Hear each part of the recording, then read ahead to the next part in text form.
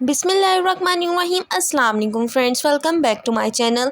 उम्मीद करती हूँ आप सब खैरियत से होंगे। अल्लाह ताला हम सबको अपने हिफ्ज़ व ईमान में रखे और अपने सिवा किसी का मोहताज ना करें, आमीन सुम्मा आमीन। सो आज इस वीडियो में मैं आपके साथ जिस प्रोडक्ट का रिव्यू शेयर करने वाली हूँ वो आप अपनी स्क्रीन पर देख भी सकते हैं।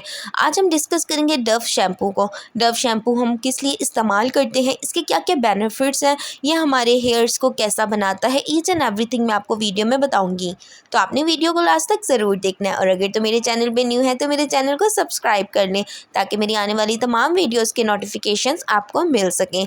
तो हमारे पास है ग्रीन डव शैम्पू जो कि हम यूज़ करते हैं हेयर फॉल के लिए। आजकल हेयर फॉल बहुत ज़्यादा कॉमन इशू है हर लड़की का।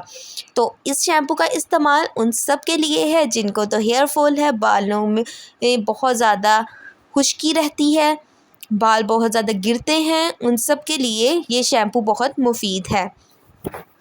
इस टाइम आप अपनी स्क्रीन पर देख सकते हैं 355 ml की ये बोतल है।